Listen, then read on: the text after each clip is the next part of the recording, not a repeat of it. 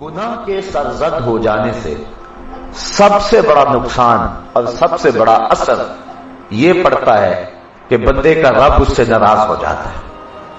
اور اگر اللہ تعالیٰ ناراض ہو گیا، جو خالق ہے وہ ناراض ہو گیا، تو بتائیے بندے کے پلے کیا رہا؟ اگر ماں باپ ناراض ہو جائیں تو زندگی کا چین لٹ جاتا ہے. انسان جتنا مرضی اونچی ہواؤں میں اڑتا پھرے، اس کے قلب کو تسکین نہیں ملتی. تو جس کا رب ناراض ہو جائے، چاہے وہ کائنات کے سارے حسن کو کشید کر لے، اس کے دل کو طمانینت نہیں ملتی. طمانینت تب ہی ملے گی جب رب راضی ہوگا. تو گناہوں کے من جملہ اثرات میں سے یہ بنیادی اثر ہے کہ جو کوئی شخص گناہوں کا ارتکاب کرتا ہے تو اس کا رب اس سے ناراض ہو جاتا ہے. حضور کی ناراضگی بھی اس کو جو ہے وہ اٹھانی پڑتی ہے، اور رب کی ناراضگی اور رب سے دوری یہ اس کے لیے ایک ایسی مصیبت ہے جو اس کے اوپر آن پڑتی ہے. دوسرا، جب کوئی بندہ گناہ کرتا ہے تو برزخ میں، دنیا پر اور آخرت میں اس کو سزاؤں کا سامنا کرنا پڑے گا. اللہ چاہے تو اپنے کرم سے معاف فرمانے والا ہے، لیکن اس کے اوپر واجب نہیں ہے کہ وہ معاف کرے. وہ چاہے تو سزا دے اور چاہے تو معاف کر دے. تو جب کوئی شخص گناہ کر کے توبہ کر لیتا ہے وہ معاف کرنے والا ہے، لیکن اگر کوئی شخص ڈٹا رہتا ہے اور گناہوں پہ جمع رہتا ہے تو اللہ تعالیٰ جل شانہ اس بات پہ قادر ہے کہ اس کو سزا دے. وہ سزا دنیا میں بھی ملتی ہے، وہ سزا قبر میں بھی، اور وہ سزا آخرت میں بھی. اور پھر آخرت کی سزا اور جہنم کی سزائیں العیاذ باللہ. حضور علیہ السلام نے جبریل امین سے پوچھا، مجھے جہنم کے عذابوں کا تذکرہ سناؤ. تو جبریل امین نے عرض کی، حضور سب سے ہلکا عذاب جو جہنمی کو دیا جائے گا وہ یہ ہوگا کہ اس کے پاؤں میں آگ کے جوتے رکھے جائیں گے.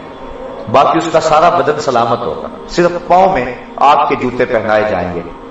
اور اس کی کیفیت کیا ہوگی؟ یوہلی منہما دماغو، اتنی حدت اور اتنی گرمی اور اتنی حرارت ہوگی کہ دماغ پگھل کے ناک اور کانوں کے راستے سے باہر آ جائے. یہ اس شخص کے عذاب کی کیفیت ہے جس کے پاؤں میں آگ کا جوتا ہے اور باقی جسم آگ سے بچا ہوا ہے. اور جو سراسر آگ میں ہے اور آگ کے اندر جس کو ڈھانپ دیا گیا ہے، اس شخص کی کیفیت کیا ہوگی؟ بعض چیزیں ہیں کہ ہم اس معاشرے کے اندر ان کو برائی نہیں سمجھتے.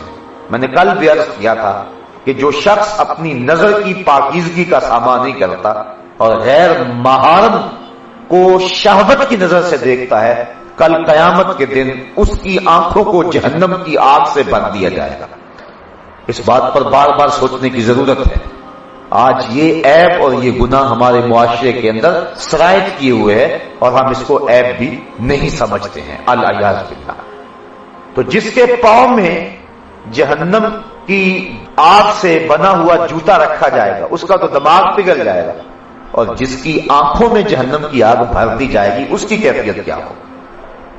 تو دنیا کا خسران اور آخرت کا خسارہ اور قبر کی سختیاں اس شخص کو پہنچیں گی جو شخص گناہوں کی زندگی گزارنے والا ہے.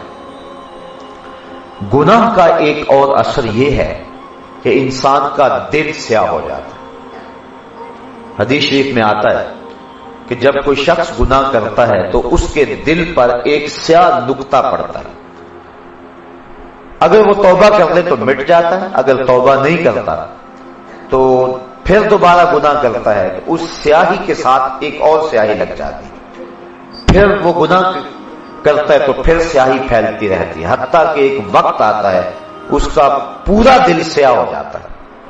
اور جب پورا دل سیاہ ہو جائے تو پھر نقصان یہ ہوتا ہے اس کو نیکی اور بدی کی تمیز نہیں رہتی. پانچوں وقت مسجد سے اذان کی صدائیں بلند ہوتی رہتی ہیں، اس کو خبر بھی نہیں ہوتی.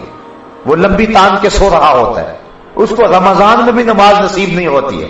وہ گناہ پہ گناہ کرتا ہے، بدی پہ بدی کرتا ہے، یہاں تک کہ وہ انسانوں کا شکار کرتا ہے، وہ عزتوں کو لوٹتا ہے، وہ لوگوں کے خون چوستا ہے، وہ آبروؤں کو لٹیرا بن جاتا ہے.